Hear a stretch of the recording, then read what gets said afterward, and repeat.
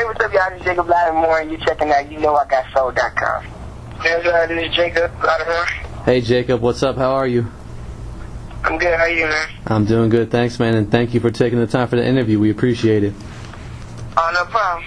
So, I just want to take it back a few years back to 2005, when you first released your single, Best Friend, and it was picked up by Radio Disney and all of that. I just want to know, what was the feeling, what was your feelings like when you first heard it on the radio, your song?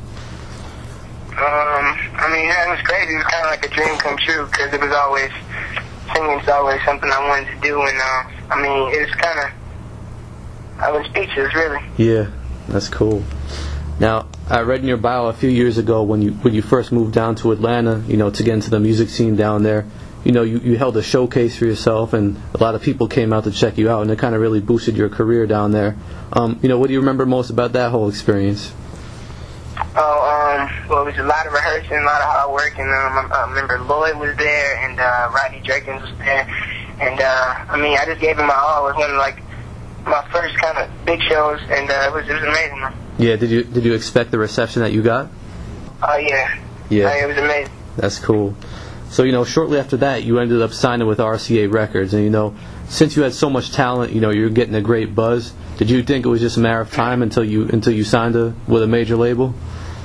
Yeah, I figured it was only a matter of time. Yeah, because then it was a lot of kids coming into the industry already, so that was kind of like the thing, really. And Wayne Williams, my A&R, he's always been watching me. So when I turned about 13, he just felt like that was the right time. Yeah. And it felt like I was ready. So. All right, cool. Now take me up to date and talk about your debut album that you're working on. My debut album I'm working on now.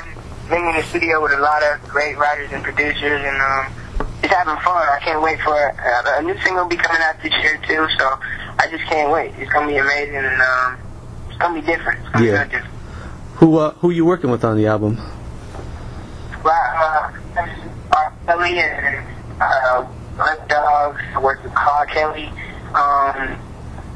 Rico Love. So it's been a lot of. So I'm just happy that I'm. That's cool. You had the single "Like 'Em All" with Diggy Simmons earlier this year. Just talk about how you created that song. Well, it was a few months before I even met Diggy. I was like, Diggy was like one of my favorite young rappers out right now. So it's a person I really wanted to work with at the time. And then I was in New York recording. And then a friend of mine named Walter, he was just like, I know Diggy, he's down the street, I'm finna go say what's up to him. So I was like, wait, let me go with you.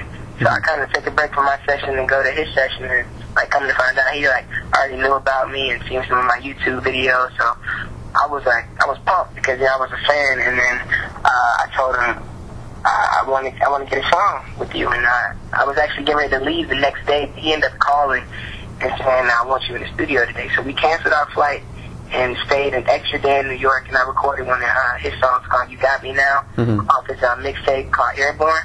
And then he kind of just returned the favor with "Like 'Em All." We let him hear it that same day, and he was just like, "Yeah, I'm definitely gonna get it." And he recorded the song, and then a few months later, we shot the video for it too. So it was a lot of fun. Cool. And do you have an expected release date for the album yet? No release date for it yet, but it'll be out very soon. Okay. Look out for that. All right, talk about your role in the feature film you starred in, Vanishing on 7th Street, and it got great reviews earlier this year. Just talk about that whole experience. Well, yeah, it was my first movie I ever did, and my first leading role I ever did also, and it was it's like an apocalyptic thriller. It's about 4 people in the world, and they're just trying to help each other survive in this apocalypse. So it was just amazing. I got to live through the whole movie, so it was a lot of fun for me. And being that is my first movie, so it was a lot of fun. I did it in 2 months in Detroit, so I had a lot of fun with that. Cool. And you think you're going to be getting into more acting into the future? Oh yeah, definitely. I just guest starred in Read Between the Lines, the new BET show with Malcolm Jamal Warner and Tracy Ellis Ross. So that recently just aired too. So it's kind of a spin-off for my own show, BET created. It's called Young Man on Campus. It's about a 15-year-old boy in college, and he's kind of dealing with the obstacles of that and trying to roll with the big guys. Yeah. So okay. it's kind of how it revolves around that. Yeah.